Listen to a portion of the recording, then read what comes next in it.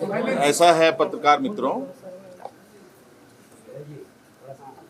काफी आप लोग कुछ दिनों से सक्रिय हैं, विभिन्न मुद्दों को लेकर, और सरकार भी कई मुद्दों को लेकर चिंतित है और समस्याओं का समाधान करने की भी इच्छा रखती है।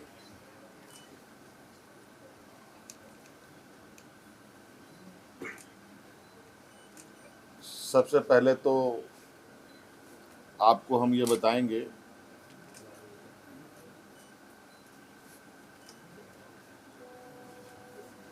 कि अभी वर्तमान में जो हमारे नौजवान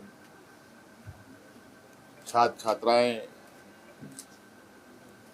अपनी मांगों को लेकर आंदोलनरत हैं और जो उनकी कुछ मांगे रही हैं, समय समय पर आपको ये बात पता चला होगा कि कुछ वार्ताएं भी हुई। वार्ता में क्या बातें मानी गई, क्या बातें नहीं सुलझ पाई, और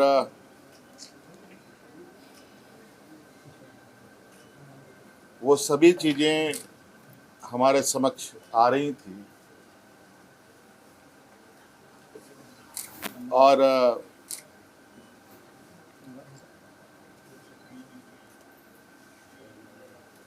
चूंकि आपको पता है कि छात्र हितों को लेकर हम ही ने बहुत कड़ा और मजबूत कानून भी बनाए हैं। अगर हम कानून बनाते हैं तो कानून को लागू करने की भी क्षमता रखते हैं, और नौजवानों की हितों, उनकी भविष्य, उनका विश्वास ना डगमगाए,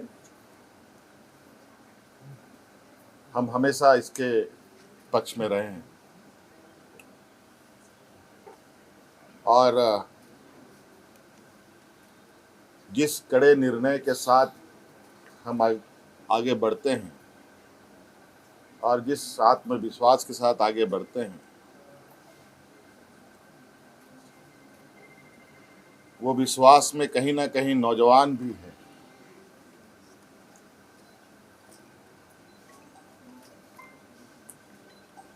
और आपको पता है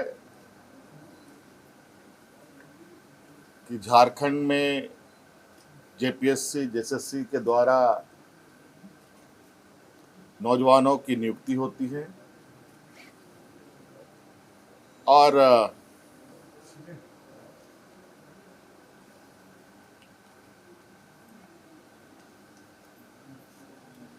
कई सारी नियुक्तियां राज्य अलग होने के बाद रुकी रही,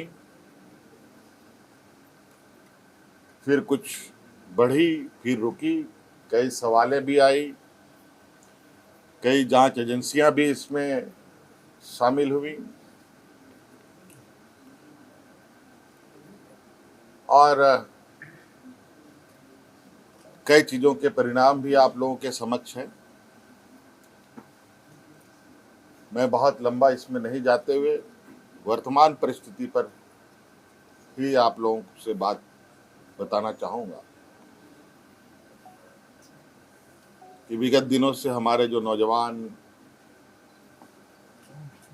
जयपाल सिंह स्टेडियम में अलग अलग खेमों में बैठ कर के अपनी मांगों को लेकर के बैठे हैं, मैं उनको अलग अलग खेमा नहीं मानता।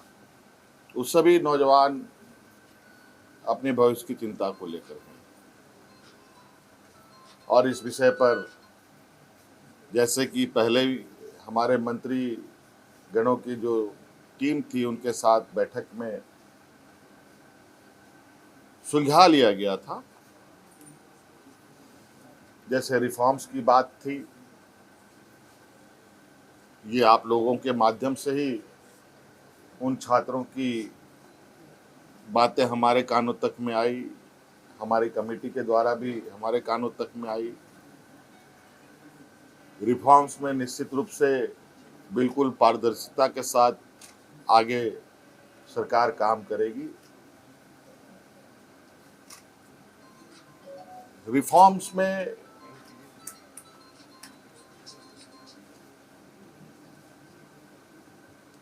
जहां तक मेरा मानना है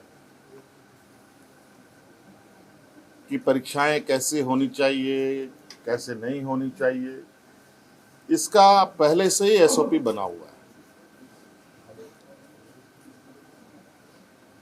और कहीं ना कहीं अगर वो एसओपी का पालन होता तो ये गड़बड़ियां नहीं होती।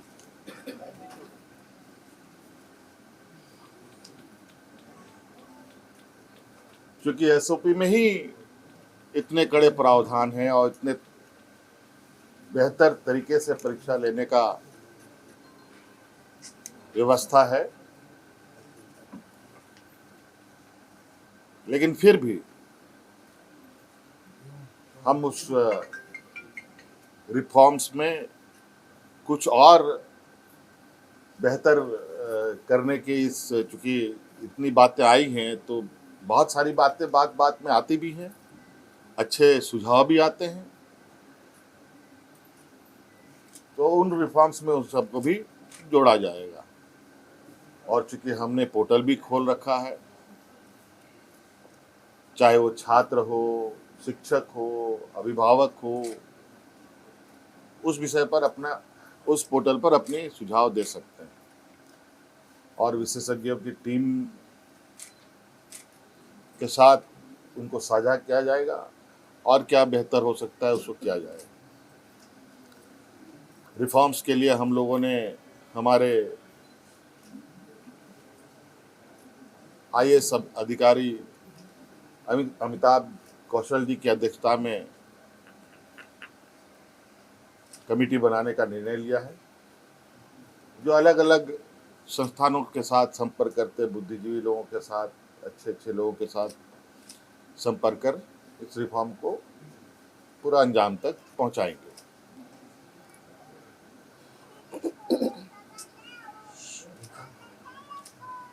दूसरी बात, जेपीएससी का जो 14वीं जेपीएससी की बात है, मुझे लगता है कि हमारे माननीय मंत्रीगणों के टीम के साथ बैठने के दौरान ही वो चीज़ें सुलझ गई थी। बैकलॉग की भी बात सुलझ गई थी और कई जगह पर लोग नियुक्त भी हुए हैं। उसको लेकर छात्र के तरफ से भी और मंत्रीगणों की तरफ से भी कोई कंक्लूजन पर नहीं पहुंच पाए। आज इस विषय को पटाक्षेप करने के लिए हम लोगों ने कैबिनेट की विशेष बैठक की। इस बैठक में उन सभी चीज़ों का समाधान निकालते हुए हम लोगों ने निर्णय लिया है कि टीडीपीएल द्वारा किए गए परीक्षाएं, टीडीपीएल के द्वारा प्रकाशित रिजल्ट और टीडीपीएल द्वारा जो भी अभ्यर्थी चुने गए हैं,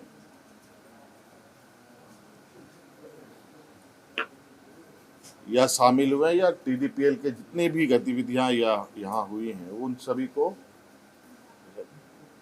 कैंसिल किया जाता है, रद्द किया जाता है।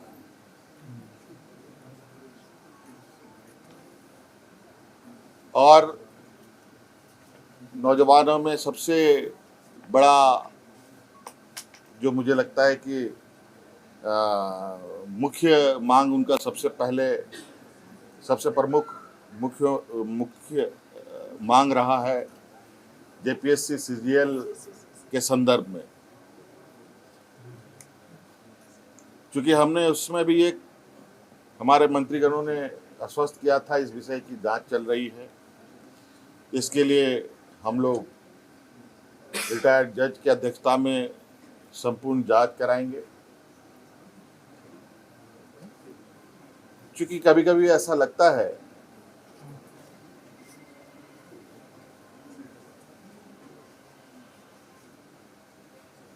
कि हम ही सही हैं, कभी कभी ऐसा लगता है कि छात्र भी सही है। इन दोनों के बीच में फर्क करना थोड़ा कठिन हो जाता है। और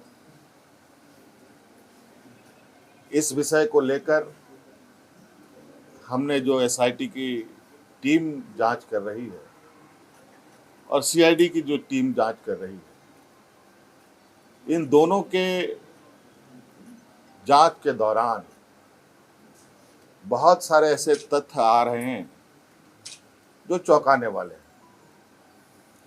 क्योंकि जांच का विषय है, बहुत खुल के बातें कहना संभव नहीं है। और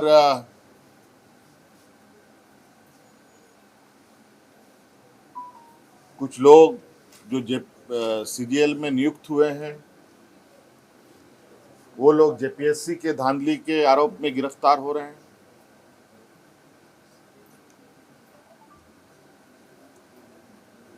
और कई कंपनियां जो यहाँ कार्यरत हैं, अलग अलग समय में भी कार्यरत रहे हैं, इन सब का एक बहुत बड़ा नेटवर्क का घालमेल प्रतीत होता है। जांच के दायरे में तो हम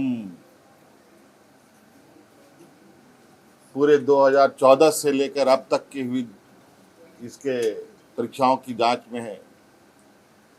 हमने विभाग को कहा है, सीआईडी को कहा है, अब जब इसका ऑपरेशन हुआ ही है तो पूरे तरीके से इसका ऑपरेशन होनी चाहिए। और जो हमें जानकारी सीजीएल को लेकर हम लोग के समक्ष बताया गया और उस तथ्यों को समझ बूझने के बाद आज कैबिनेट ने जेएसएससी सीजीएल को भी रद्द करने का निर्णय लिया और पूरा 2014 से अब जितनी भी छोटी बड़ी गलतियां हुई हैं, जिससे भी हुई है, सभी की जांच होगी। और साथ में बहुत जल्द केंद्र सरकार के द्वारा जो एमएमडीआर एक्ट में जो बदलाव किया गया है, उस संदर्भ में भी हम लोग चर्चा के लिए एकत्रित होंगे। हो सकता है इस विषय पर एमएमडीआर एक्ट संशोधन पर हमें विशेष सत्र भी बुलाना पड़े, तो हम लोग बुलाएंगे। धन्यवाद।